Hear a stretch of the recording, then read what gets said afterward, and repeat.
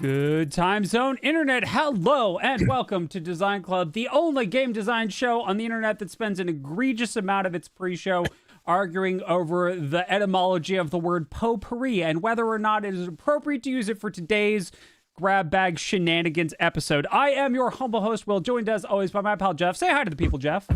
Hi to the people, Jeff. Hey everybody, I'm Geoffrey Zatkin, the studio director of Extra Credits and longtime game designer. Joined as always by my friend and co-host of Will, Voice of the People.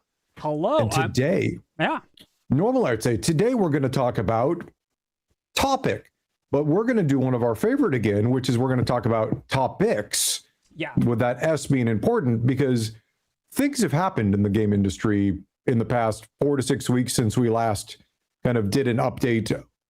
The previously titled Corporate Shenanigans. And this is, what was this one? Game Industry Shenanigans? Yeah, Game Industry Shenanigans, because it's all kinds of stuff going on. Yeah. And we're not even getting to the one that happened yesterday. Yeah, that we need time on that one, because we planned this episode. Dating this. Yeah. It's July 7th, 2026.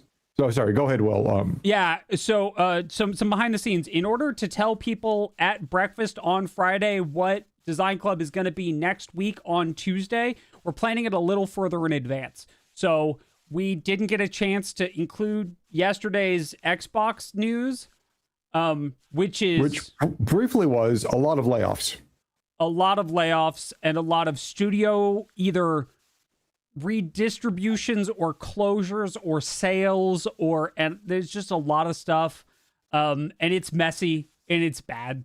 But we haven't really had a chance to digest or talk about it yet, so that won't be on the potpourri list. Yeah, but sorry, Will, didn't mean to distract you on that one, but no, it's quite all right. We do have a list of 5 stories for you today, 4 reasonably major ones and one sort of like little one, little update one. And we should also clarify, some of these overlap broadly with the topics that Matt and I talked about on breakfast, but some do not. some do not. And the goal here is a little different than it is on breakfast. On breakfast, it's me and Matt, and we're riffing, and it's like it's very consumer-sided takes. I want to pick Jeff's brain about the industry impact of some of these in a way that maybe we weren't thinking about when we were doing breakfast, right? Because that's not breakfast's goal. So we're going to be, even if we're talking about, say, how Sony is going diskless, we're going to have a different content to the conversation and a different bend towards where we're talking about it. Because it's like full on frozen.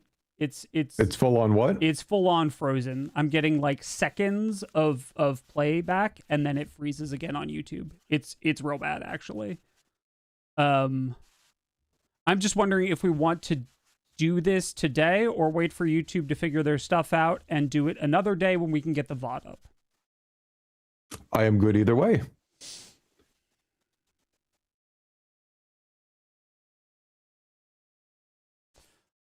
Let's turn off YouTube for now, and we'll keep going on Twitch. And if we want to rehash some of these on YouTube, we will. But I will still have the recording on hand if we want to chop it up later for stuff. I think that's the plan. Oh, hold on. Let's see. People saying it just got unstuck. Did it just get on? All right, cool. Hold on. Let me. Can I go live? Yeah. Okay. Yeah. Okay. That's so weird. All right. Well, if you just went through a bit of an error. Yeah. If you're watching this in the VOD, this is one of the downsides of doing this as a live stream. So. Sorry. All right. Let's keep going. Wasn't us, was YouTube. All of our chat is happily saying, yeah, YouTube is having a normal one. Oh, I got to put this behind that. Yeah. Okay. Yeah, we're live. Okay. All right. Hey, everybody. Welcome back if you're doing it. So, hitting this up again. Topic number 1 for today. As of July 1st, on the official PlayStation blog announcement, we have physical disc production ending in January of 2028 for all new games releasing on PlayStation consoles. Yes. The all new games is an interesting thing, Will, that I want to come back to at some point. Yeah. But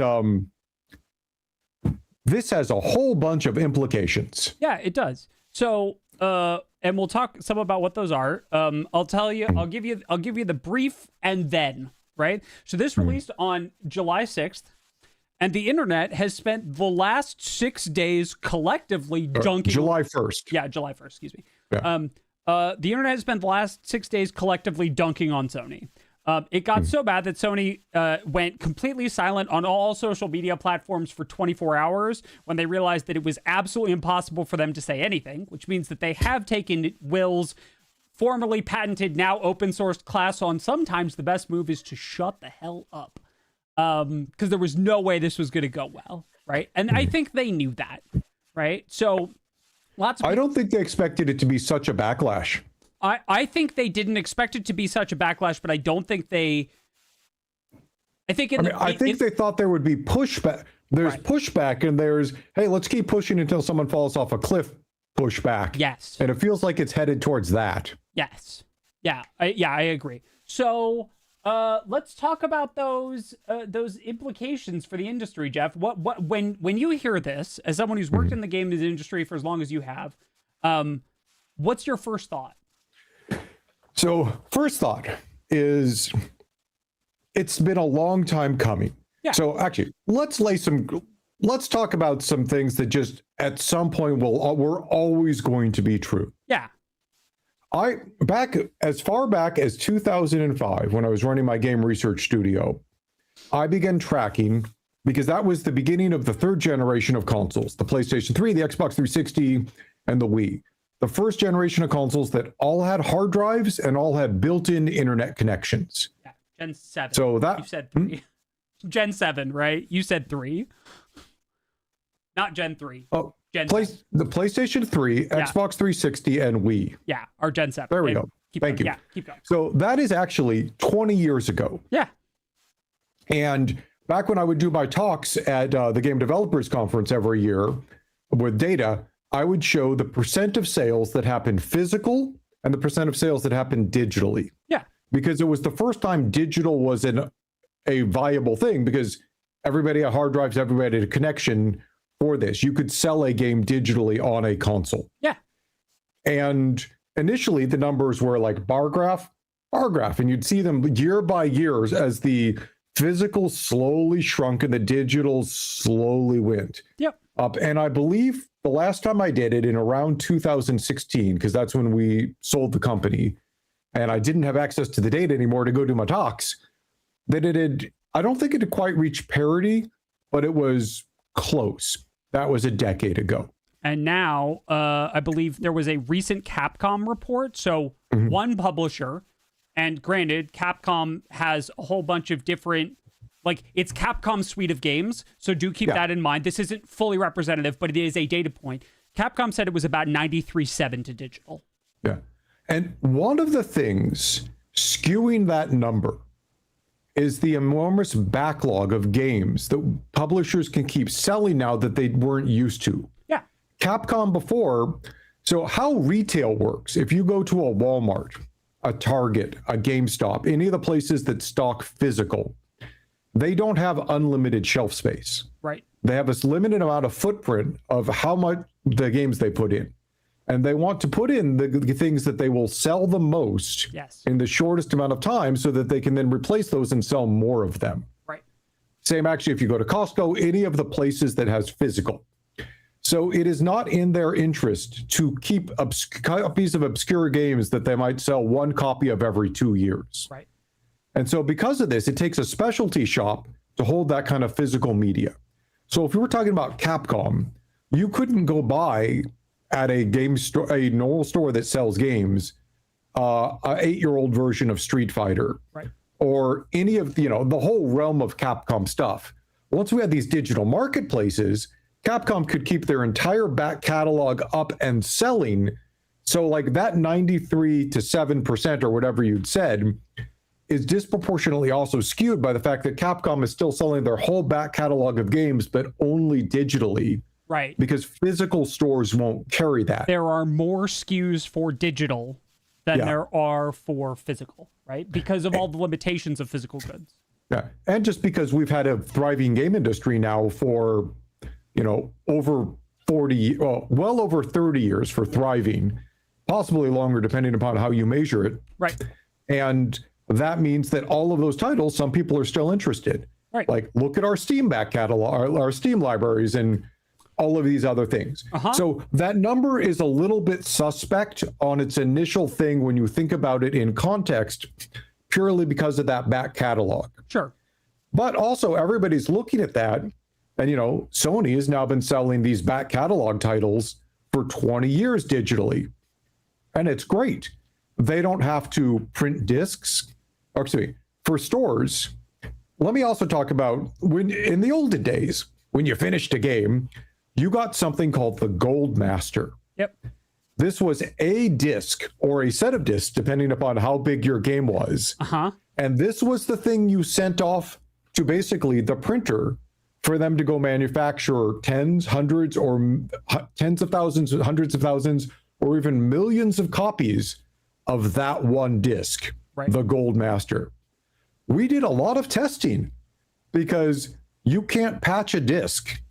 Like, once you got a hard drive, you could start doing this. You could have your day one patches, which are pretty much ubiquitous now, to the point where in some cases, some games only give you an installer on that disc, and then everything else downloads down. But physical media requires the Gold Master. They get shipped off to special places that can make PlayStation or Xbox or, these kinds of things, and they print a lot of them. For the publishers, every disc that's printed, you pay Sony or Microsoft or Nintendo money for it. It's not every disc sold. It's every disc printed. Those then get shipped, so printing costs money, the royalty costs money, shipping out to all of the warehouses that store the games costs money, which then gets shipped to the individual Walmart, Target, GameStop, etc., and they have the limited space. And you have to keep restocking them.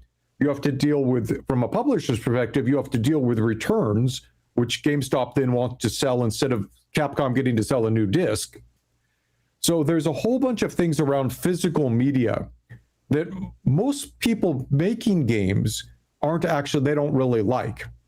Like, those are all big extra costs. Digital's easy. You upload the latest version up into a place in the cloud that stores it. You can update it with a new patch so the consumer always gets the latest thing. And down it comes. Right. From a consumer perspective, however, we like our discs. We can hold them. I can see Will and lend him my copy of whatever game it was. I know nobody's going to we'll get to ownership in a second. I know nobody's going to turn off the digital thing. I have a physical copy of my game. Right. This is great. And also, from a console standpoint, it costs money to put in a DVD, Blu-ray, whatever player drive in there. Yeah. It is not an insubstantial amount of money from a console perspective. So this was always going to happen at some point. There is no world in which at some point the consoles were like, why do we need physical media anymore? Right. It's like when you buy a computer nowadays and you're like, wait, my last two computers haven't had a CD drive. I literally cannot remember the last PC that I built that had a disk drive. Yeah, which used to be the thing. You might even have two in your computer, so that you could be like copying or referencing two things at once, or like, this was a thing. So this was always going to happen, but it's happening now. And that's the story. So like, from a back industry perspective, nobody really liked the physical part of the media that much, except strangely enough, maybe Sony. Because Sony got that royalty per disc printed. Right.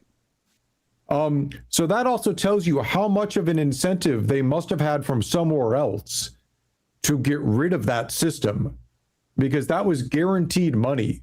And if you printed too many, that was guaranteed money for Sony still, or Microsoft or Nintendo. Right. So something went over the tipping point for that. But game storage is a thing we should, or like preservation we can talk to, but like this is just from a news perspective. This was always going to happen at some point, but it's happening now. Yeah, I think it's likely that their usage statistics for the PlayStation 5 and the number of secondary market, or the number of add-on disk drives sold for the PlayStation 5 have given them significant data into how many people are actually playing games physically versus digitally. I think that piece of data is something that only Sony would have access to. And I think they're seeing that the cost of developing in the disk drive and selling, because Sony has to sell the disk drive first, right? If Sony's not selling the disk drives for the install base, no one's going to print the discs, which means Sony's not making the money on the discs. So Sony has to upfront the cost of making the console play discs now, right? When they're perfectly happy selling the discless PS5 Pro, right? And I think that may be part of it. I actually wonder, Will. They never said, though, at least in this short press release, I think, that future PlayStations wouldn't have disk drives. And that's an interesting question. I am of the opinion that this heavily implies that, but you are correct that they do not say it. Because one of the other things to consider is Sony and Microsoft, since the 7th generation of consoles in 2005 and 6, have both had a word to what they say is control the living room. Both of them want to be the central thing sitting next to your TV that you play your games on, but also you play your movies, your DVD players, if you still have CDs. And nowadays with the digital that, you know, hooks up and you can stream your movies through it, you can watch your YouTube. Like, they want to be the thing, have wanted to be the thing anchoring your living room, because that lets them continue to sell. Like, sometimes it's hard for people to say, oh, I'm spending this much money just on a game machine. But if it's a game machine that also, like, I remember buying a PlayStation 3 because it was a cheap Blu-ray, or it was a Blu-ray player. Yeah. That was, Blu-ray players cost the same as a PlayStation 3, and so I also got a gaming console. Yeah, why wouldn't you get a PlayStation 3? Yeah, why wouldn't you get a PlayStation 3? And so there's kind of that aspect too, that if they're going diskless, it feels like that they think everything's moved entirely digital. And that may be true, that there are no longer enough CD, Blu-ray, other sales for them to justify that component of their strategy.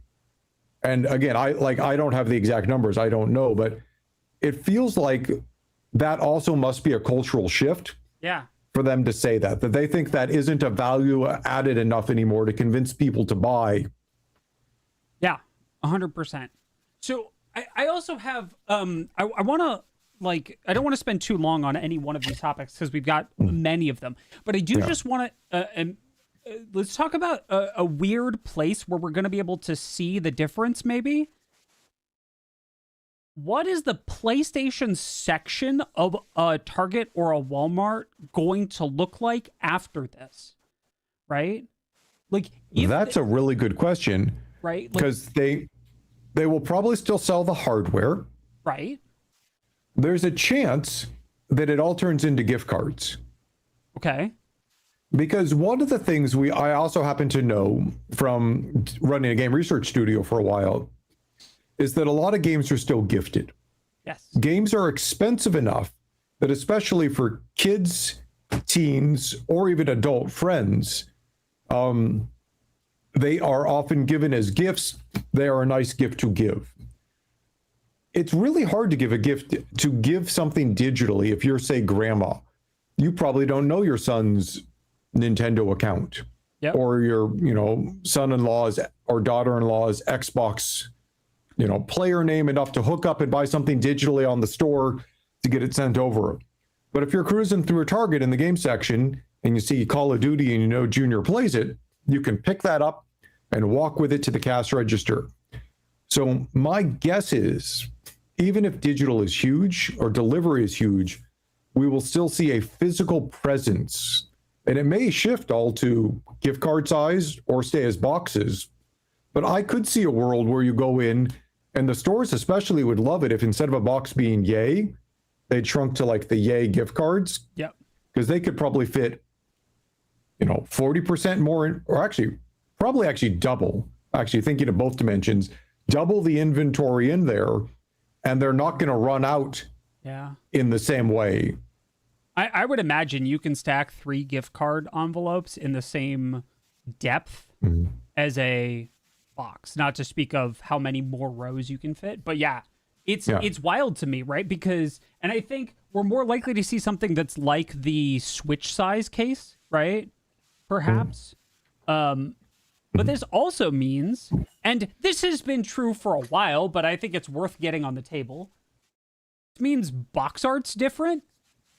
Yep. Right? This means that, like... You'll still need key art. You'll still need key art. You'll still need a place to put the ESRB information if that's a thing that matters to people, right? Because you'll need a place to put the rating and why it's that rating. So those are key components of physical packaging from an informational perspective, right?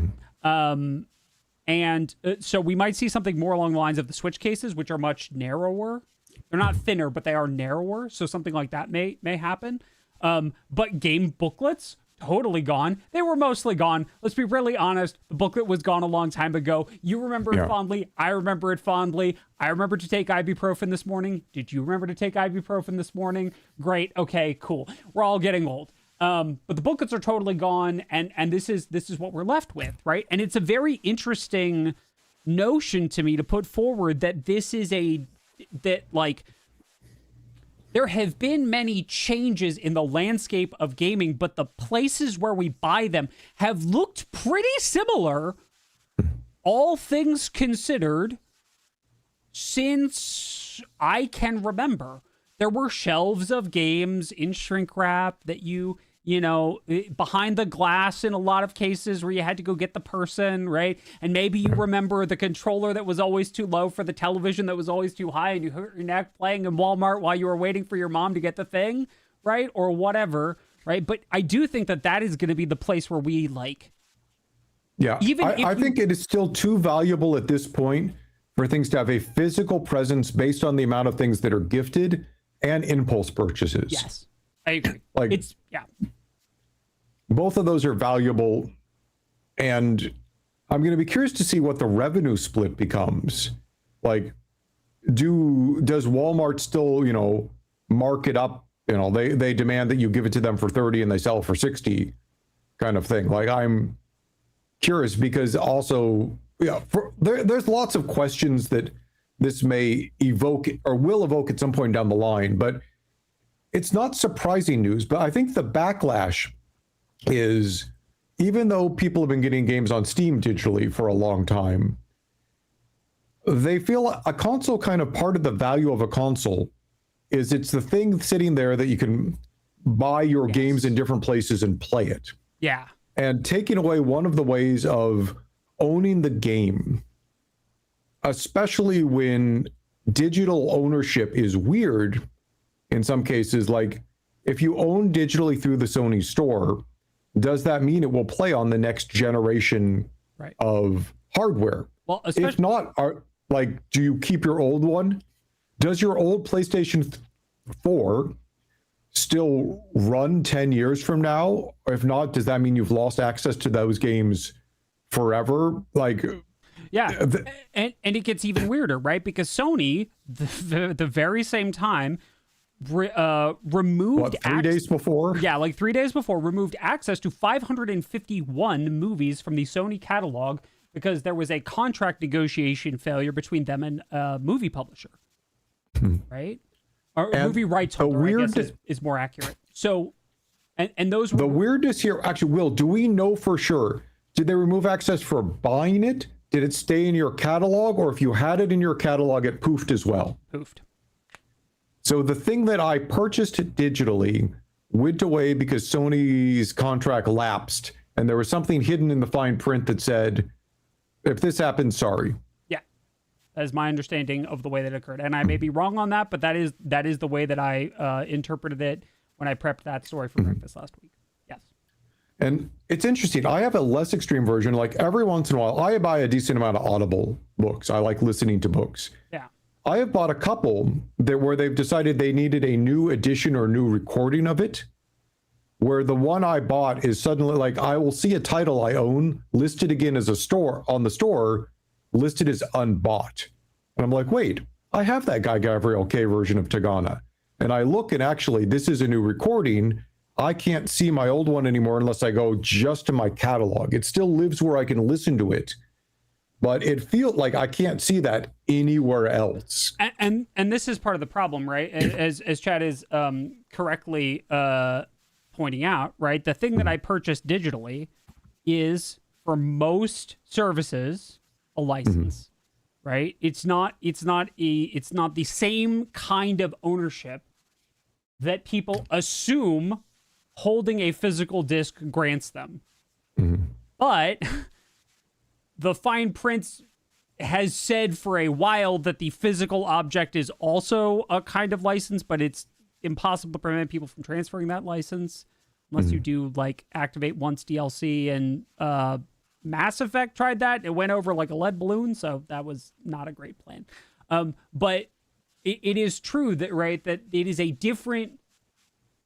We don't need to worry too much about like what all of the exact technicalities are, but there are two kinds of, I paid money once to access this thing for a long period of time, right? Digital and physical. And the differences between them are pretty big when it comes to preservation, transferability, all of those questions that Jeff asked about, like legacy consoles and the next console. Those are all really big questions that are just kind of like hanging there. It's actually not just that, it's also the game. Like, well, if you own, say, Diablo 2 physical, you can play that forever. But if Blizzard ever shuts down Battle.net, all of your online play version for that game goes away. Right. Like, so you own different components. You know, if you've invested $900 in skins on League of Legends and Riot shuts down the game, right, or say if you own $900 skins in Overwatch and somebody shuts down the game so you can have Overwatch 2, like, these are... we're in a weird world of ownership and rights and digital rights in production. Yeah. And this is one of the I guess the wish lists, right? Is that if Sony's going to do this, and it makes sense why they're doing it. We may not like it, but I think Jeff's 100% correct that the data has been pointing in this direction for a very long time, right? It makes a kind of sense. We don't like it, but I can definitely see the line of reasoning behind it is no longer cost effective to do this for a decreasing portion of the population. And I'm sure they chose January 2028 for a reason, right? But notice, by the way, it's January. Like, they pushed it out. Like, look, it's a whole nother year. You know, this makes it feel like it's actually a lot further away than it was. Like, this isn't, you know, November 2028. Yeah. No, it's the beginning of the year. So it's it's like a year and change away. It's not like 2 years away and change. Yeah. No, wait, no. It's gone. I had a thought. It was a good salient thought. It's all gone. Nope, all gone. Okay, that's fine. That happens sometimes, especially when we have a stream with tech problems, because then I get anxious for the rest of the stream. Are they popping back up? No, I'm just checking to make sure they don't pop up, and that takes brain power. Yeah, and this is a very good. Yeah, probably do a last holiday sale to get rid of old stock. Yes, absolutely. Oh, and in some cases, these are going to become collector's items. But the other one to think about too is Sony or somebody will probably sell plug-in hard drive, or excuse me, plug-in disk drives. Like, we used to have those. Just because it doesn't ship with one doesn't mean it won't be an accessory. Like, my guess is this isn't as harsh as it sounds off the press release, but also I think this also shows how much people like having something like a PlayStation in their living room that they can slot discs into, in movies, you know, DVDs, CDs, Blu-rays, all of the stuff. Yeah. And that they're not ready for that to go away yet. Yeah.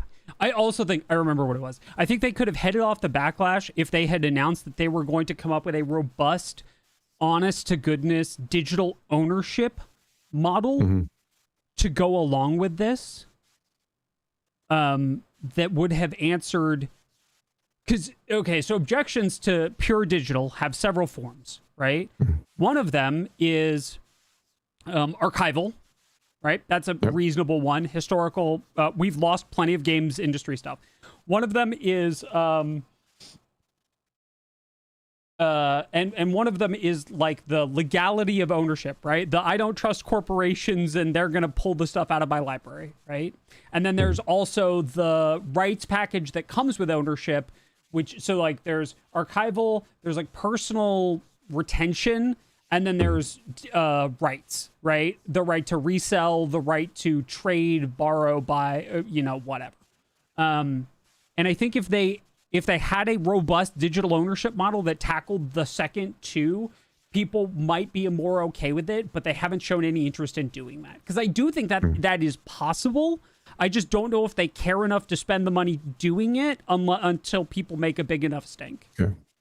And this may actually, like, if I was Sony and really thinking about this, actually, I would honestly, I would trust Microsoft to do what I'm about to say better than Sony. Sure. But, if Microsoft is, and they, believe me, they've had their console issues too, but part of what they're aiming for is Xbox is a concept like Steam. Like, I have much more confidence that the games I bought on the Xbox digitally will remain playable for the indefinite future, the same way they do on Steam. Because once you kind of have that virtual thing driving and running the game, your hardware in some cases becomes, short of like overclocking and some other things where we've seen people tie, say, frame rates to clocks and things. Those are always wild to play on new computers. Yeah. But I have more confidence in Microsoft because of their base and everything to, if I go buy Fable on there, to be able to play the old Fable, the, Fable from 10 years ago and the new Fable all 10 years from now.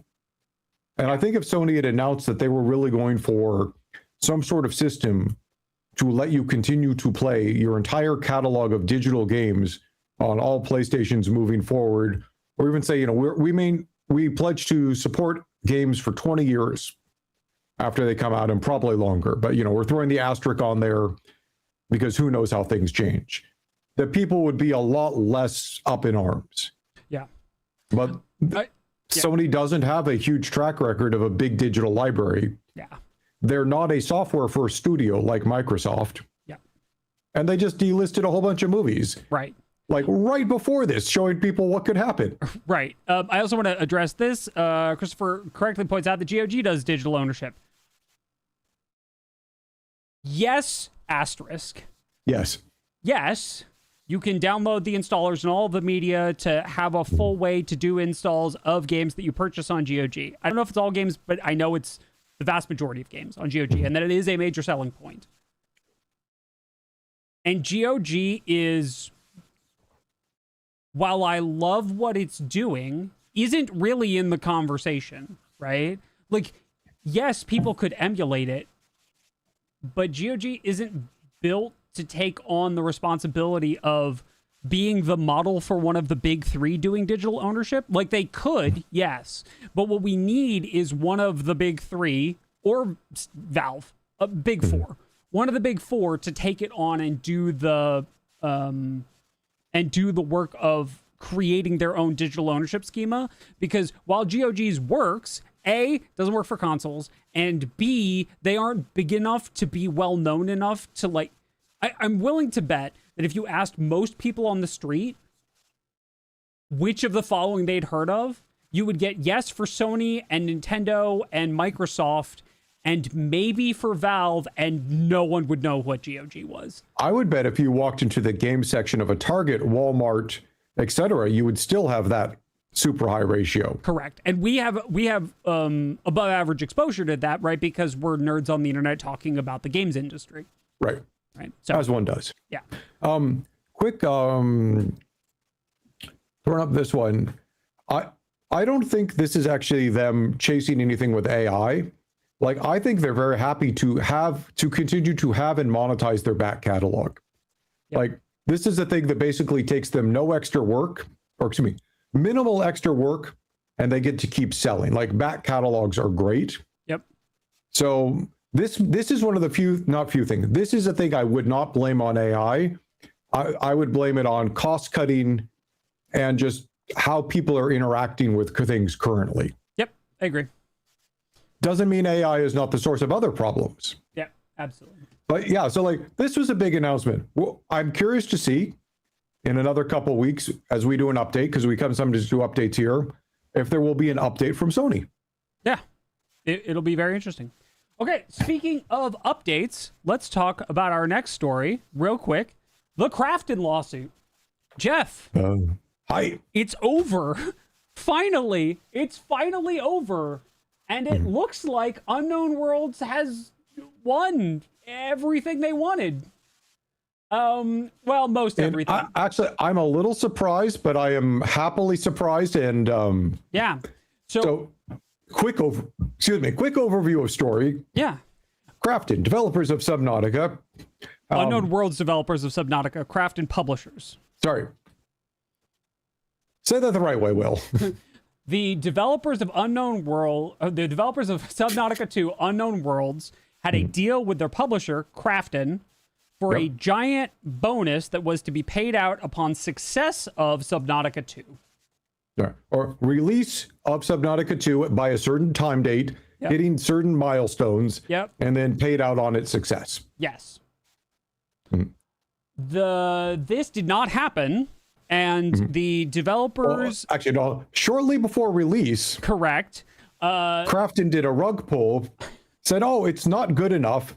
We're kicking out the current management, putting in our new people. Oh, and because of this, that huge amount of money that we owe both the owners and the employees, you don't get. The owners who had said they were going to give it to the employees. Correct. Just to make that clear, there was a funnel through effect. Yes. But we don't think it's good enough, despite all of these other things. We're going to try paying you a huge amount of money because we're able to pull this shenanigan. Correct. So the CEOs sued. The CEOs of Unknown World sued. The original ones. Yeah, the who original were getting ones, not kicked the new out. ones. Correct. And this went to court, and then some stuff started happening when Discovery happened. So if you've never seen Discovery before, Discovery is where both sides go, all right, so we allege this, so we need you to give us all of this evidence that does or doesn't point to, that may or may not corroborate what we say you did. And this could include things like internal company emails, text messages, documents, Slack. Things that you would not normally want to turn over. It still is required for Discovery. Yeah. So as part of Discovery, some Teams messages got released that showed the Krafton CEO talking about how he had been consulting with ChatGPT ways to not pay this giant bonus to the crew of Unknown Worlds. And also the messages where he ran it by his legal department, and his legal department said, this is stupid, don't do this. And he went, nah, I'm gonna do it anyway. So that was a fun part of Discovery. And now we've gotten to the find out phase of the trial, which is where we're not gonna have a trial, they're gonna settle. And generally what this means is Krafton knew that they were gonna lose. They were gonna lose a lot of money based on the amount of money they're paying Unknown Worlds right now. Plus legal fees, and possibly having to pay the other side's legal fees as well. So rather than all of that, they opted for, let's just pay now. And there's probably some extra things they got out of that, like the ability to say, oh no, we didn't actually make a mistake. It was just a misunderstanding, but here's a large pile of money anyway. There's a lot of, we don't have to admit fault that gets written into these things, but we'd have to see the final thing. But the good part of this, Krafton has agreed to pay bonuses to the entire staff of Unknown World. So it's no longer funneling through the CEOs, it sounds like. The interim CEO that Krafton put in is out. And the quote here, the bonuses will be paid in 3 annual installments, with developers of Subnautica 2 to be compensated significantly more than originally agreed, including those who joined the studio recently.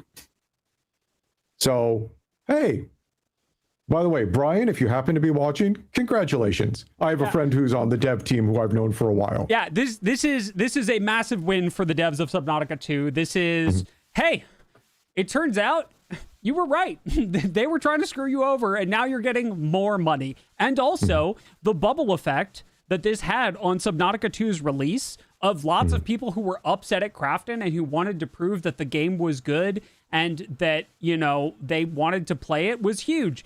Subnautica 2 got a giant boon out of this, and the developers made more money. So if you're a dev of Subnautica 2, this is maybe not the best ending, but a pretty dang good ending to this story. It's a good ending, though, to the amount of pain they went through, because I've actually done development on a title where the people holding the purse strings started arguing when it was multiple companies, and all of the, actually, I'm just going to say, all of the shit that rolls downhill from that makes development, which is already hard, so much harder. The amount of extra things you can do, you can't do, that you're underfunded for, the decisions that get changed, like, it takes an already hard thing and it exponentially multiplies the difficulty. So they're getting a good payout, but they also probably went through a couple of years of really bad just development and corporate stuff, as well as their families. Because this probably ended up requiring lots of overtime and lots of other things. And probably some people left the company just because they couldn't deal with it. I mean, there's going to be a whole range of stuff. So I feel very good the developers are getting this and that Krafton is getting the slap, and that maybe this also shows some other groups, don't F around. Like just pay the thing you contractually said you were going to pay. Also, just here's a freebie. Here's like a freebie on top of that one. Don't plan your legal strategy with ChatGPT. Yes. Wild.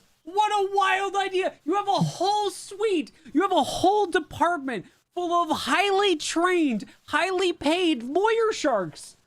They're hybrid lawyer sharks. It's Krafton. This is not a teeny tiny group. This is Krafton. They have lawyer sharks. And they were like, no, I'm not going to listen to the lawyer sharks. Full speed ahead. Idiot. Like, I don't. Anyway. And if you're going to do it, like, use an incognito browser and like a throwaway. Don't talk about it on Teams or like. Yeah. Okay. Anyway, let's talk about more CEOs saying more things about AI.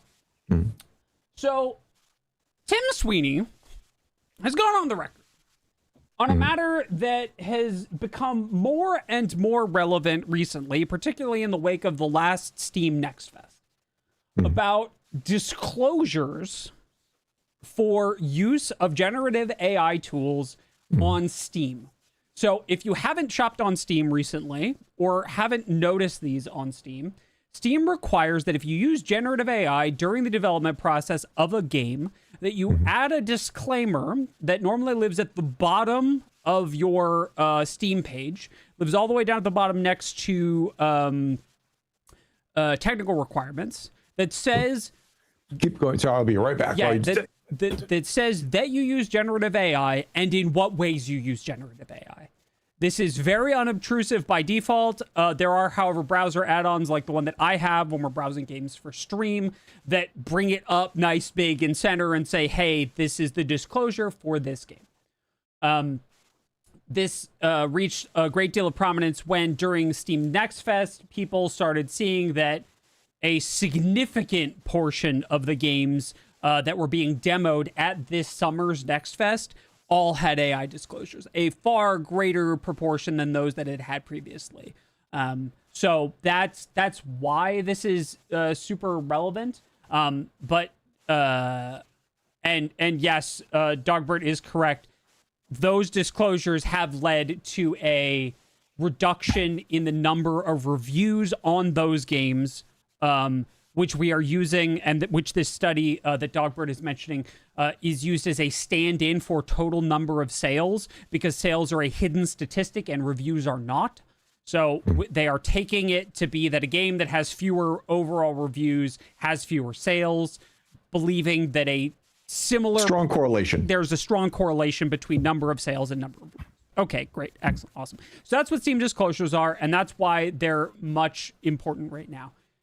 And then Tim Sweeney has long been a proponent of AI in gaming. He's one of the forces behind Unreal Engine's next edition having full AI integration, and the Epic Game Store does not require this disclosure in much the same way that, well, they require disclosure for NFT games, but they've been okay with crypto games, and Valve banned them outright a very long time ago. Several years, many years, I think, in fact, but they're still hanging on Epic. So, Sweeney's quote is that the disclosure is really irresponsible, and I'll read further.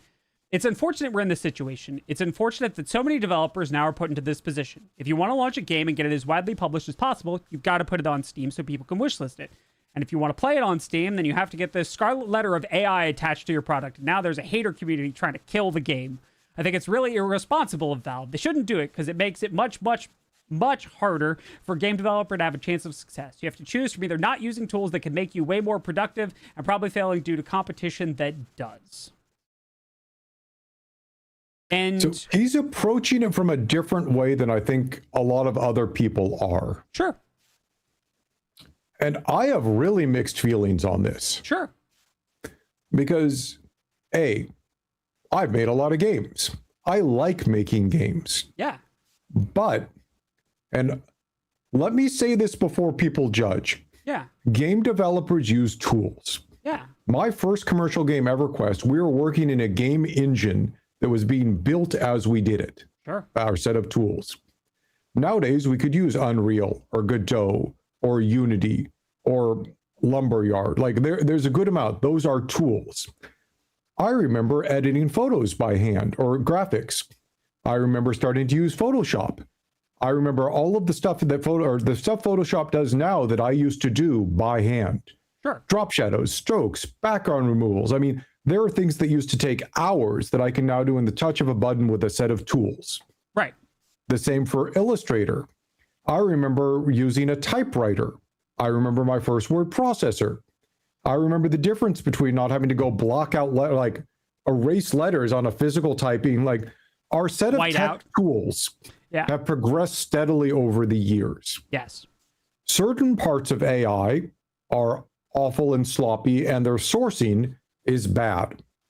There are other uses of AI tools that speed up parts of development. Code review can be really good. Some data collection, aggregation, looking at your internal stats. Honestly, bug hunting with AI tools and things that used to take us weeks might now take 2 minutes. Right. Like there are some really significant tools, and because there is no differentiation right now on used AI or didn't, there isn't this granularity. If I published a game today, I might have to mark it because I used Photoshop, has AI built in. Google Docs has AI built in. I mean, so part of what he's also talking about is there is no granularity. Yes. There is, I used it or I didn't, and it's AI is getting put into every tool we use. Correct. And I think this is exactly one of my feelings on this. One of the main problems is the dilution of the term AI. Right.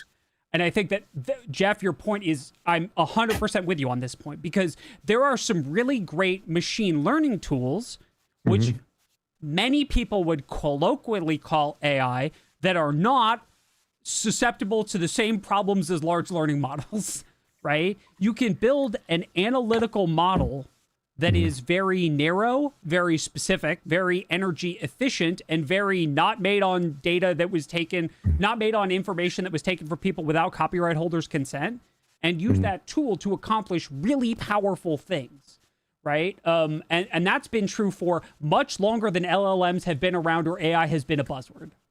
Yeah. And the game industry always has been a tech, bleeding edge tech is what drives some of the game industry. Yeah. The fact that you could have 5-person teams now putting out some of these amazing games is because they have good tools. Yes. And so we don't want tools to go away. What we want is responsible use of tools.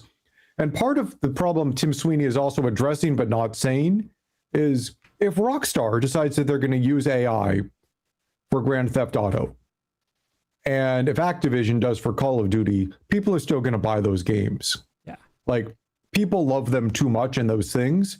And you're going to get this situation where large groups can empower themselves even more, and smaller groups face the backlash. And you're also going to get this weird broadening. Like, this is a surprisingly nuanced issue. Right. And what makes it harder, right, is Christopher is correct. Steam disclosure is specifically about AI generated content, not tool use. And yet, that's not always how it's being used. And you can argue that it's being used improperly, but that is still how it's being used. Like, people are needing to over disclose, right, rather than under disclose, because if you under disclose, Steam has shown that they can and will pull Black Ops from sale and refund anyone who asks, right? Because they did not disclose, right? So under disclosing is a risk, right? Pretty large one. A very large one. And the other problem is that the consumer, the consumer base and the people making the disclosures sometimes do not understand this granularity either, right? Because it's not a thing that they're sitting with and trying to puzzle through and talking about this granularity, right? There is a big rubber stamp that gets applied to a lot of things that says anything with the term AI is bad, despite the fact that we've had enemy AI since we were kids, and we just referred to it as something differently, right? The term has morphed into this specific thing. Muted. And part of this is the tool use. Thank you. If you go play an endless runner, we've had endless runners that equivalently go on forever since before AI was a thing. Yep. If you now have a tool that does that exact same process, like there's some weird overlap. And even on the AI generated content, does that mean, for example, if I use Photoshop in AI to help me remove a background from a texture that I then put on something, like, where's the line on AI? Like, is that AI generated content? Yep. You know, if I ask it to help fix some of when I rig a model, and if I have a couple of points like sticking through the geometry, and it can scan through and go, oh, here's the two things that need to be fixed. Let me move those in on your, 300,000 polygon model for that. Like, again, it's just the term, we're in such the Wild West right now that it's hard to know where to apply it, with a huge penalty for not disclosing and a huge penalty for disclosing. And this doesn't mean we should do exactly what Tim says. Correct. Yeah, it's an interesting issue. Right. There's a world of difference between acknowledging that Tim is correct, that there is a problem that is ongoing, and agreeing with his solution to the problem.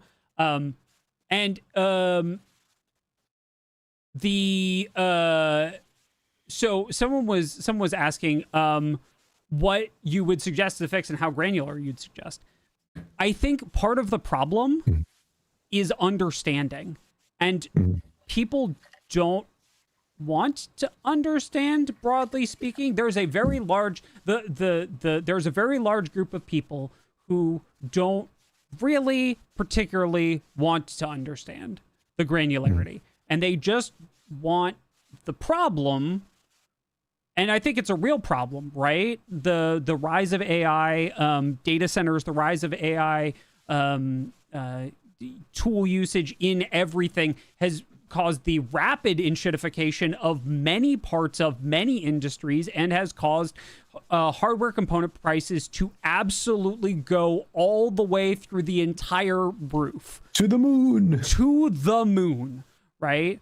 And I think lots of layoffs, actually, and then rehirings. Yeah. Like, this is a sea change in a lot of places. Yes. And one of the problems with trying to say, how would we fix it, is if you'd asked me 6 months ago, 6 months before that, or 6 months before that, I might have given a different answer, because the tools were at different stages at that point. Yeah. It was like trying to write regulations for the internet when people were still figuring out what is the internet. And every 6 months for a while, there was a whole new part of the internet that had not existed. Yep. 6 months before that somebody figured out a new thing. Right. And I think part of the problem here is something that Sal Boster brings up, right? What defines AI generated content? If I use an AI tool to review my code, does my code count as AI generated? I think some people would say yes, and some people would say no, and some people would say it's a percentage, right? And then the other problem is, of course, and this is like really difficult, you can't actually tell. I'm so tired of all the people who are like, this was written by AI, it has an M dash in it. No. I did an art. The episode that I wrote for Extra Credits was coming up in a week or two. Yeah. Matt, when he was looking through, was like, did you use AI for this? I see a lot of M dashes. I'm like, no, that's just how I've been writing for my entire professional life because that's how I was trained. AI has read my stuff and used it as part, me and millions of other people as part of how you write. Right. And then we have all kinds of other things. Did the AI tell you where the issue was, or did it write the corrections for you? Right. So again, this requires. And should we care about that difference? If it's like, here's the thing, here's the thing, let me fix. Right. Like, so and here's the really big question: in what way is that substantially different from a coding perspective than spell check in a Word document? Yeah. Right? Because spell check's gotten pretty good. Spell check had gotten pretty good even before AI. Spell check could do grammar or weird idiomatic phrasing or different punctuation problems. It could do a lot of things even before that. How is that? Is that different substantially? Right? They're both linguistic models that are designed to convey intent to a specific audience and have certain strictures and rules. Is it that different? Maybe, but we still have to solve that problem. Right? And it's very difficult for any of that. And this is the weird small slice that I agree with Tim on. It is very difficult for any of that to come through in an AI disclosure, right? Because the present, many people won't read it. Many people won't read the disclosure at all. They'll just see that it exists and check out, right? I actually think I have it, Will. Yeah. Here's the wording I want to see. Make significant use of AI. So for games with the selling point, hey, unlimited, NPCs will talk to you forever using so-and-so. Like, it's a rough thing, but that way nobody has to check it who's like, wait, did my contractor use something to touch up a thing? Did I do code review? Basically small little things on tools that get built into what everybody uses don't qualify. Using something to fix a couple of rigging points on a couple 100,000 polygon model, nobody cares. I think what people are most care about is the significant use. Right. Did somebody hit a button and have half their game generated? Right. Are there huge amounts of AI getting procedurally used in these places? Yeah. I think my guess is what a majority of people don't like. And I think a lot of people also really have particular issue with it in artistic elements, like what they would call artistic elements versus coding elements, right? Yeah. Like if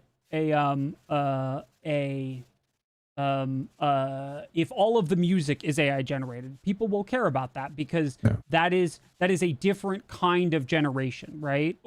And I think I think my line is a difference between generative AI and analytical AI. And I think it is the problem here is that we have been sold a bunk bill of ideas by many of the companies like OpenAI that those two things are the same thing, and they are not. I assure you they are not. One of those is a mathematical analytical tool, and the other one is a terrible pile of mistakes known as ChatGPT. And those are not the same thing. And so I would really like to see a division, in that. And part of let me put it again. This is what also makes it so hard. Was the tool made using stolen content? It's hard to tell. Like, for example, Adobe for Photoshop owns the Adobe store, basically. You can go license images from them. They have millions and millions of uploaded images that they have paid people for. They own them. I believe their contract is for anything. So Adobe's AI for images is trained off of a million plus catalog of stuff that they own and have paid for. Like, Right. they are probably one of the single most ethically sourced AI groups out there, even though like there's always argument, but because they have a specific thing to train it against that they own. Right. However, Even then, people are still arguing Right. against it. So when you say like, did they steal the data? When my Gmail, edits an email that I'm writing or gives a suggestion, I don't know where Google trained it. Do I stop using Gmail? Do I stop using Microsoft Word? Do I stop using Adobe? Do I stop using my Chrome browser because they've built in an Ask Gemini? Like, AI at this point is getting put in everything. There is no longer, I believe, the ability to not use things because it may have AI in it that was sourced ethically or unethically, because A, people still can't agree on the difference between those, and B, because it's literally getting put in everything we have. My iPhone now has AI put into it. Apple's put it in. Like, Right. it's become impossible to not use, which yeah. kind of sucks. Like, Yeah. it's hard to choose to not use AI because of how it's getting built in. Yes. Yeah, I agree with that. And I think that It has become a ubiquitous part of almost, if you're working digitally, it has become a ubiquitous part of every digital tool you use. Yeah, and I think that is very true. So I think I'm gonna keep us moving. Yep. I am keeping an eye on the time. I think the big problem is that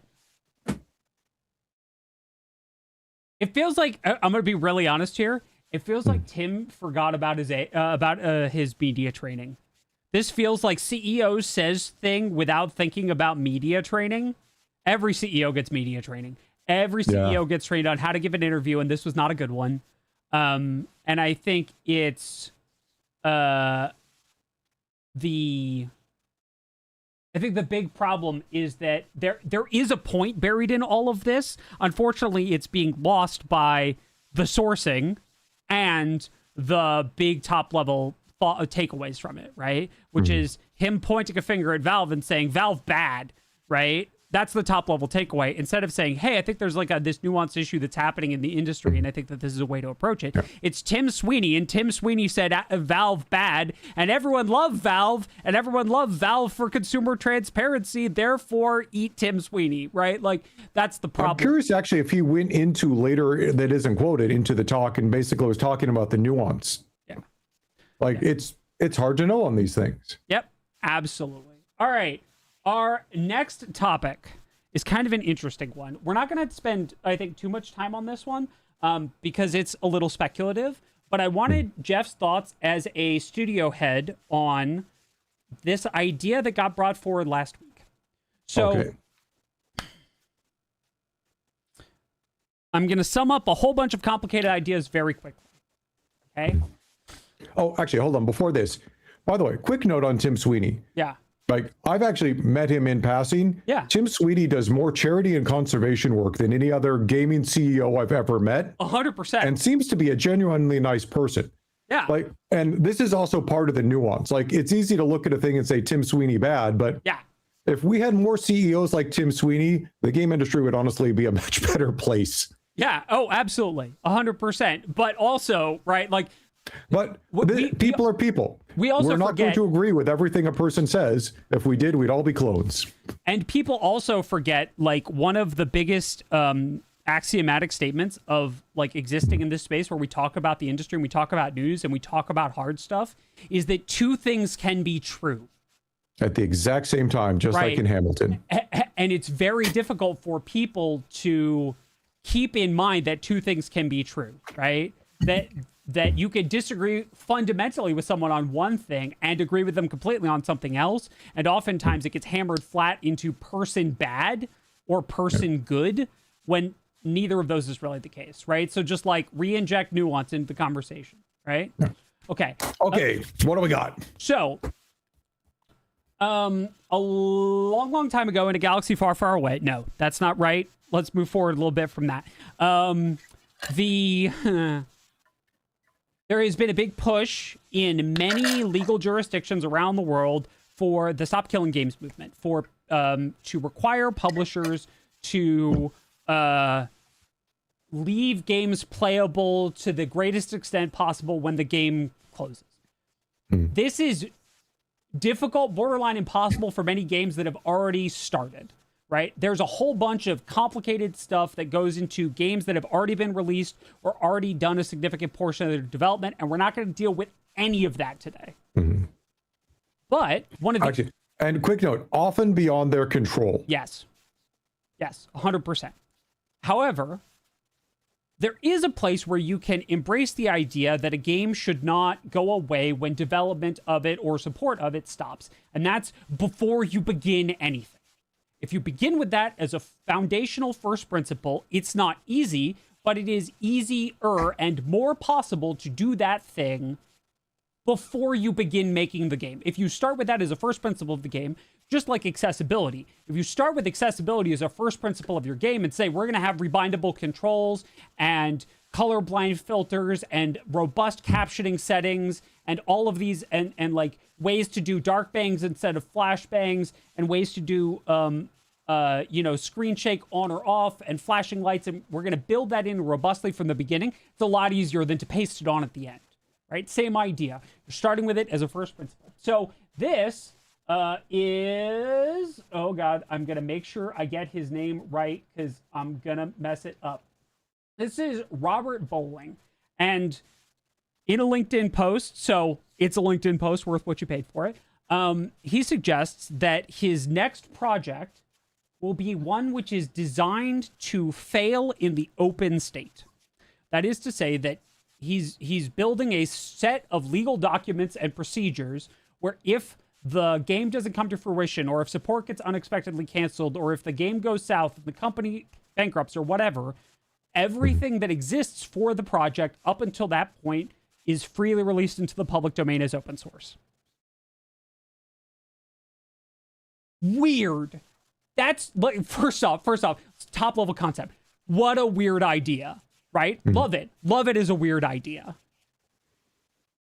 Jeff, your first hottest take on the idea of designing a game or game studio to fail open rather than fail closed.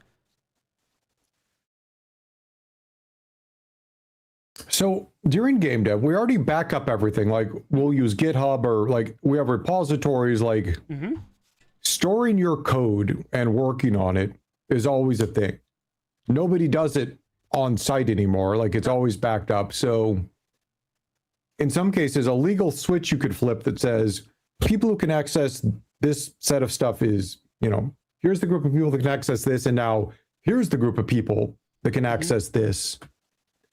Not terribly weird. Like we've reached the tech standpoint where that could happen. And kind of like putting something into Creative Commons, like I could see, this reminds me somehow of like Creative Commons mashed up with access to a GitHub or to a code repository. So from a tech standpoint, we've actually reached the point where I could see this and, I could see somebody like maybe him helping to engineer here's a thing that you could do. If so, I think it'd be a really fun opt-in thing. Hey, we've set up the framework. Here's how you do it. Anybody who wants to, this can be a selling point for your game. Right. Like, I don't think this is ever a thing most studios will want to do because, say, for example, hey, Will, say, for example, I was running a studio and we went out and we made an early VR game that got a Dungeons and Dragons license. And say we did anime battle chess, but with D&D. Yeah, totally. So we had beholders and dragons, and it was in VR. You could pick up the pieces and put them down, and they'd go fight, and all sorts of other fun stuff. Great. It's a D&D license. My D&D license for my hypothetical, non-hypothetical studio expires in 5 years. I can't do this open thing because I'm using a beholder. A beholder or the dragon design are trademarked things from Wizards of the Coast. So I can't fail open on that because parts of what I own. Thinking through as well, say we were using Photon multiplayer. We need a license to use that. We bought, You buy parts for things in the Unity game engine. Well, let's see. We've done enough. We now need pro licenses in Unity to hook into the.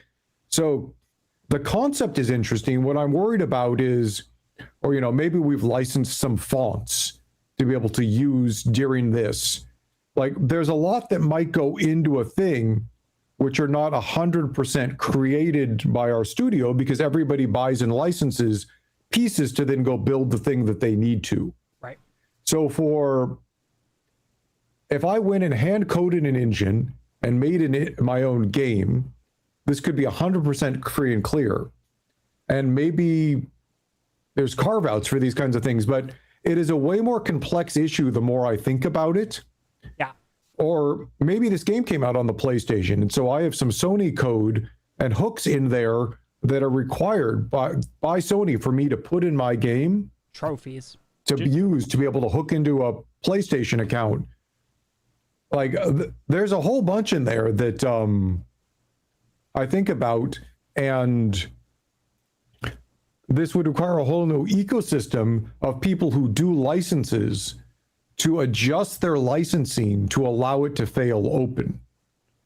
So, like, this is a thing that could be done, but it's more complex than just the studio saying we're going to do it. Yes. Because there's all of the surrounding industry and tools that we use to make games. Yeah. And then there's I think that's 100%. That isn't this shouldn't be done. My logistical brain is thinking of all the things, even for small games I've worked on, let alone big ones. Correct. And so, yes, it becomes very difficult. And it's entirely possible to say, these are the parts that are going to get released and these parts won't, right? You can differentiate those and say that this big gap in the code is where you plug the thing in, and we can't show you the thing, but you know what thing goes here if you can get a hold of the thing, right? And that's been legit for a really long time, by the way. One of the most interesting examples is randomizer creation websites don't host the game because that would be copyright violation. You have to provide your own copy of the game and game for you and provide you with a download, as an example, right? So that style of, I can produce some of the code, but not the licensed part of the code, even if those two interact and publish it on the internet, has been a thing for a while. So that stands up. I do think that it's much harder than it sounds, right? Because you're like, okay, cool, that sounds great. Like, we'll just wait a second. And then we start getting to the logistics of it. And I do think that the further you think about it, the more complicated the logistics get. Oh. And that doesn't mean it shouldn't be done. On the contrary, it is all the more reason that we should start as soon as possible and begin figuring out these problems. But man, are there a lot of problems. Can anybody then own a part of that after? It also, like, I was just thinking of a weird dystopian thing where, hey, Will, Sony pays my studio $1 million to go hire 10 people for a year to go build a thing. Oh no, we're out of business. This fails open. Sony takes all the stuff and the license we paid for, which is now open, grabs all those, doesn't have to pay the people who had the licenses that went in because it failed open, and now builds a thing on top. Like, right. There's some weirdness that you would have to figure out to keep corporate lawyer shenanigans from screwing out people who make the things that they license to avoid paying it. Correct. Or why should I buy the game as a consumer? Why should I buy the game? If the game fails, if everything shuts down, then the game will fail open. And I, as a consumer who is in this theoretical circumstance quite unethical about this, believe that it's totally fine to let that company fail so that I can just play the game for free. I don't need to buy it, right? And so there are a bunch of issues with it. Again, I want to be very clear. None of this means that this shouldn't be done or shouldn't be attempted. It just means that there is a lot of things about this to think about and a lot of things to protect against in the legal framework and in the way that this is done, right? Yeah, there's also in some cases I'm wondering if it would hurt small studios. Like, say you're a small studio that's made a couple of games and you're not doing well, and a big publisher might be like, well, All right, go now. You were hiccuping for a second. oh, Nope, still say, hiccuping. I was just thinking like, oh, Why? do I need to do a ninja refresh? Yeah. Did you? Yeah, it's you. Let's see, how do I do that again? Try now? Oh, Ninja, where have you put the things this time? Well, what do I click on? Oh, I right click on the picture. Let's see. You right click on the picture and then it's stats and then it's send keyframe. Send Jeff is an keyframe. AI now? Yeah, that's right. That's totally it. Jeff has revealed his thing. Now, in this case, we can blame no one but ourselves. We're using an open source peer-to-peer tool for this. So YouTube is also having issues again. Amazing. It might just be an internet day. Yeah. I love that. Love every part of that.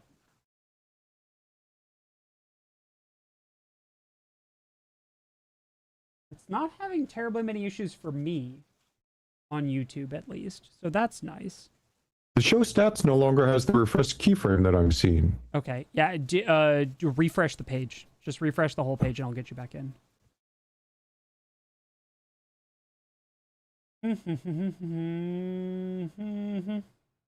Okay, the only issue is Jeff issue. Okay, that's great. Thank you. Sorry, chat. This is one that is plagued with technical issues.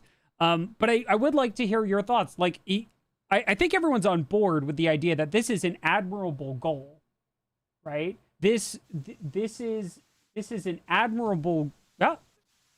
Hello. Yeah, better.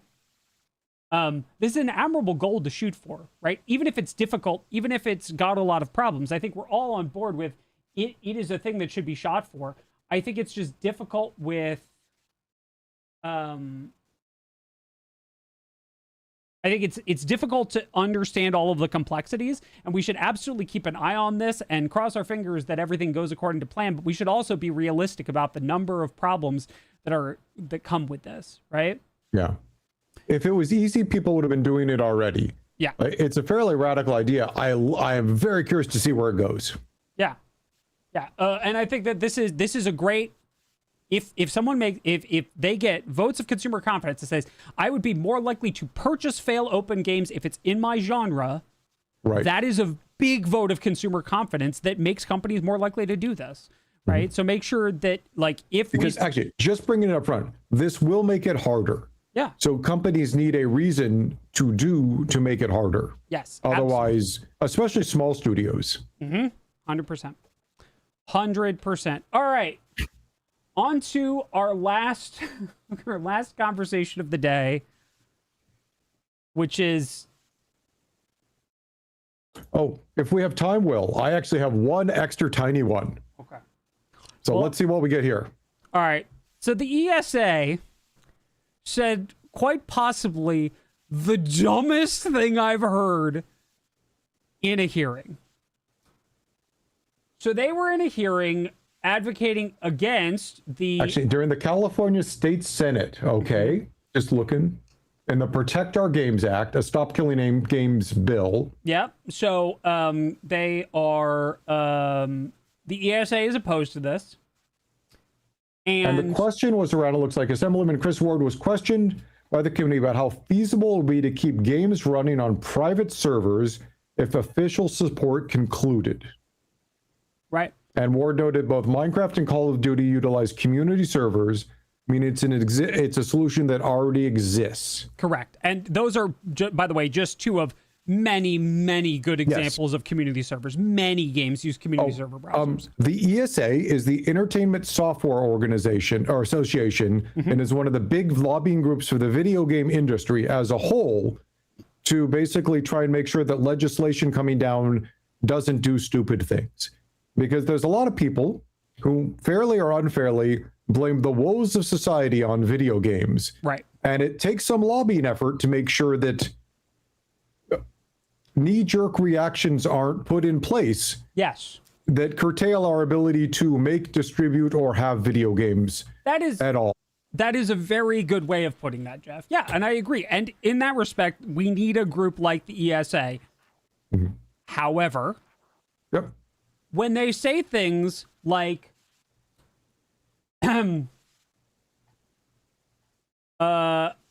with regards to community servers, they're illegal. They're not in any way affiliated with Microsoft. Microsoft for Minecraft has gotten a lot of criticism because of those community servers not employing the same safety standards that Microsoft does on their Minecraft servers. The ESA executive went on to state they even consider these servers as, quote, piracy, and have lawsuits pending against private servers right now. Yes, said Gibbons. In fact, we consider it piracy. We have lawsuits, 2 pending lawsuits against private servers right now, and the United States Trade Representative in their notorious market reports on counterfeiting and piracy has named some of the big private servers as a notorious market.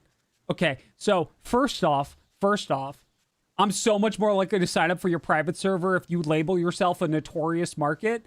Like, just straight out. Like, there's part of me that's like, yes, absolutely. And on the second part, what? You, with your whole chest, in an open session, said, what? Like,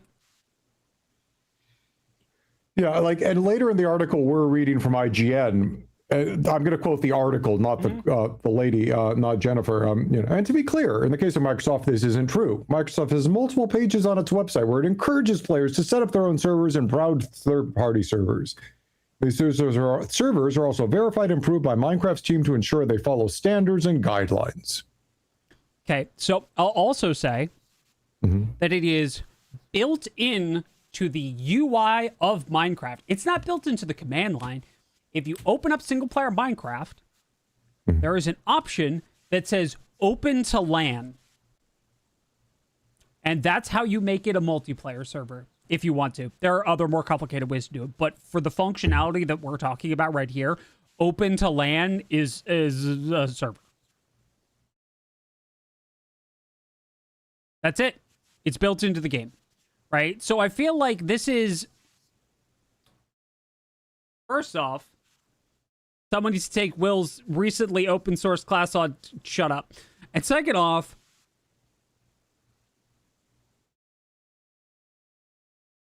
how and why did a vice president of the ESA get this so wrong? And that's kind of the angle I was hoping that I could get some insight from Jeff on, is how in the world do you screw up this badly if your job is to lobby for video games? Like, they're supposed to be experts. How do you mess this up this badly? Unless, like, I don't want to jump to malice as the first. So it could be a confounding issue where she's saying that, there are probably lots and lots of pirate versions of things that get stood up, and she's just lumping them all together. So there is that possibility, and there could be pending legislation against those. And we've seen groups put up basically quick follow or copies of other games, and try and pirate and get money from them, or even pretend they are the original thing. Yes. This isn't just video games. We've seen this on a variety of things. And the ESA absolutely does and should attempt to crack down on people pirating video games in that way and put it, like, trying to scam consumers. Like, that's part of that's part of the good part of their job for the industry, is trying to keep the industry healthy and that going on.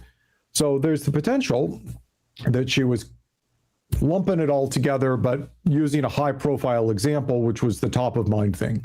Like, sometimes in a committee setting, when you're getting questioned by lawmakers and other things, your brain does funny little skip things. Sure. Like, so there is that as a possibility. Yep. There's also the full other end where she was basically going in to scare people. Right. And say, we need these things. The thing you mentioned is actually illegal. So let's not even consider, that's not an issue because it's illegal. Let's just keep moving forward. Because it sounds like that she was replying to an objection to one of the things that her group wanted to do. And her reply was, well, you shouldn't worry about that. That's illegal anyway. We have a lawsuit pending. Because if so, and that's true, it's a good way of shutting down an argument. Your concern isn't valid because that thing is illegal. So So like there there's like a is like I'm just rhetorical kind of angle. thinking of the spectrum. Right. And my guess is it's actually probably somewhere in the middle. Yeah. It's some part poorly made rhetorical argument, some part confusion, and some part trying to do her job the best she can in an environment On where the fly in the middle of a situation. Yeah. But It's the just, ESA has had both good and bad points in the history of the ESA on what they advocate for. and just like any other thing, just like we were saying earlier, two things can be true.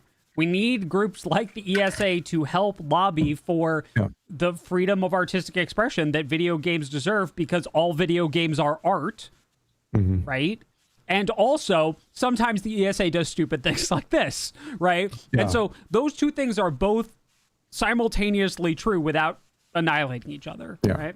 If that had been a prepared statement, I'd be much, much harder on her than something said live during a committee while getting, questioned and going and back and forths. Yeah, I think that's a very fair observation, right? Is that this is a off the cuff statement that probably shouldn't have been made like this, and probably should have been done with more research or a different example, but right, like there would have been far more ground to sort of wiggle around on, by the way, if they'd brought up the current position of Rockstar and Grand Theft Auto 5. Grand Theft Auto 5 is having a very weird relationship with modded servers and clusters of hosted servers that are not in compliance with Rockstar's terms and conditions. And there is a huge amount of crackdown going on in that community, right? I think in part this was, if she hadn't said Minecraft, like specifically Minecraft, if she hadn't specifically said Minecraft, the statement would be a lot more workable. But Minecraft, and that's why I'm wondering if, like, in the middle of this, she picked the wrong example. Yeah. I said, if this had been a written, prepared statement, I'd be like, wow, that's really crap. Yeah. If she's pulling examples off the top of her head, as Thunder said, maybe this was 2 hours into the meeting. So no, absolutely. I am attributing this more to a mistake than to malice. Sure. But it's just an unfortunate mistake. It is a mistake. good example, though, of how this is a hard thing to do. And somebody also pulled up, where'd that go? Yeah. The ESA is a game industry protection, not a consumer protection agency. Yeah. Their job is to try and keep the game industry as healthy as possible. That often aligns with making good things for the consumers. Yeah. But it is, first and foremost, their job is to protect the companies that make and publish games. Yeah. And those are, that's a very good reminder as well. Okay. So thank you for all of those relevant topics on the things I'd prepared. Jeff, what's your short bite-sized one? We've had a lot of tech problems. I've seen that one of the best versions of a monetized free-to-play game recently I've seen. So, as some of you may or may not know, this last weekend, so 4th of July weekend, was Niantic's 10-year anniversary for Pokémon Go. 10 years. And one of the ways Pokemon Go, I believe, was somewhat recently bought by Scopely. Yes. Or Pokemon Go got spun off and sold elsewhere. Yes. Yeah. Sometimes the companies that do this try and maximize their revenue from players in good ways, and sometimes they do it in bad ways. Scopely did one of the more interesting things I've ever seen a company for this do for the 10th anniversary, which was, hey, a time to celebrate. So they've been running a ton of events. This last weekend, for example, well, do you remember when you catch a Pokemon, you get XP and Stardust? Yeah. They're like, screw it, whole weekend, 4 times that for both. Sure. Every Pokemon you get is 4 times as much XP. You can level up fast, 4 times as much Stardust. For this, we're going to spawn heavily Bulbasaurs, Charmanders, and Squirtles. And if you evolve them to their fur form during this event, we'll give them the rare extra overpowered move. Yeah. So go catch stuff, go get XP, it's all free. Pokemon Go sells but monthly battle passes.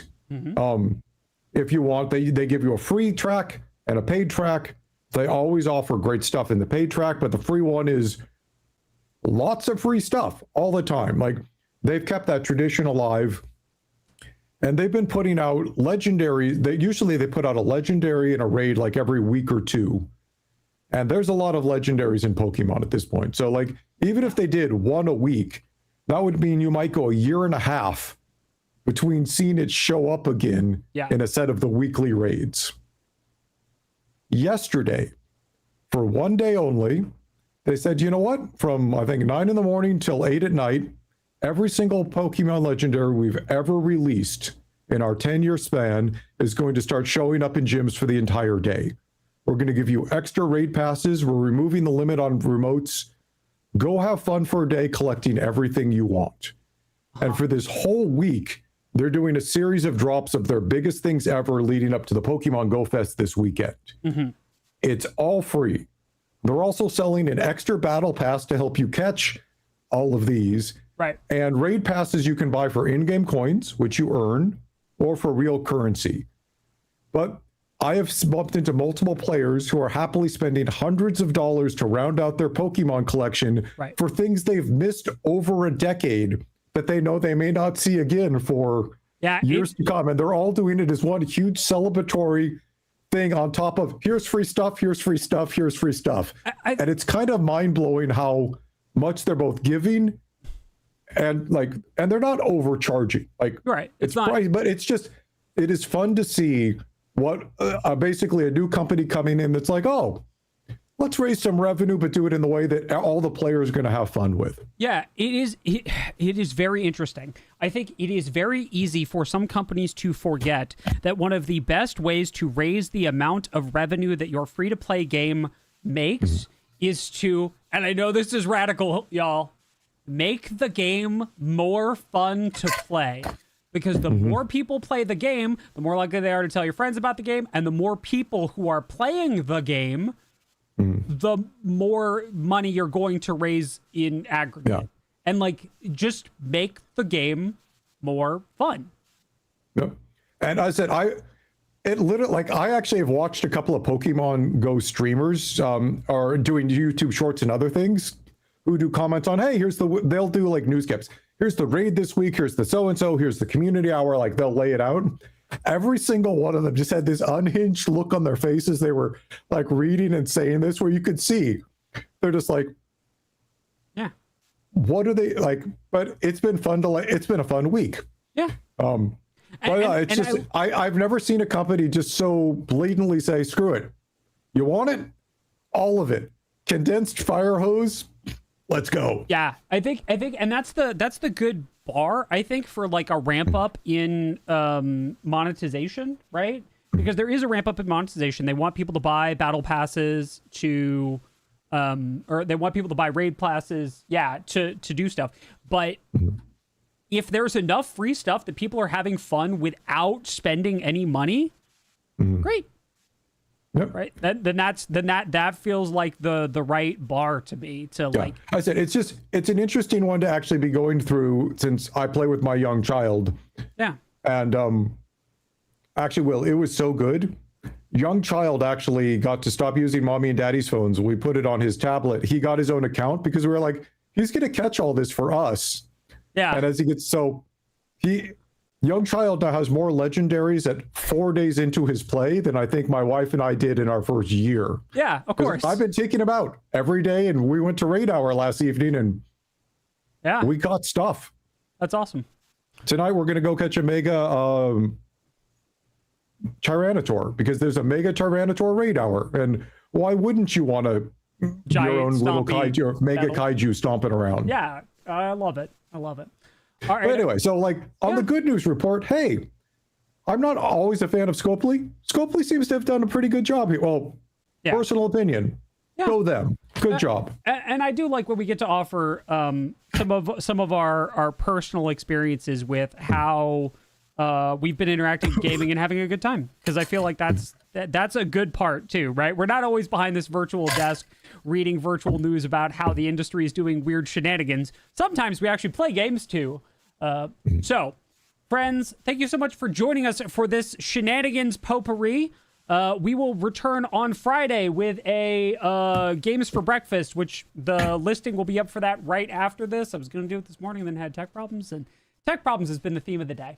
So that'll be up immediately after this. That will be on Friday. Topics will be determined Thursday. If you have topics you'd like for me to cover with Matt on Friday, let me know by Thursday, either in the comments of this video or in Discord or on Blue Sky. And before you ask, yes, Xbox's absolute jobs bloodbath will be on the topic list, because holy crap, how could it not be?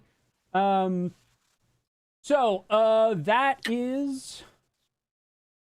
that's it, I think. Is there anything else? Good episode. Anything? Thanks for watching. This will be up on both YouTube and Nebula for the VODs. Yeah. Twitch doesn't seem to do VODs anymore, so they don't. And won't be up there. Yeah, we will be seeing you next week. Oh, next week we have a fun topic. We're gonna have some fun guests coming in. Yep. So I look forward to being able to share that with you, and the thumbnail for that will go up in a couple days so you can see what we'll be talking about. Yep. All right. I think all that's left is say bye to the people, Jeff. Bye to the people, Jeff. Thanks, everybody. Have a great week.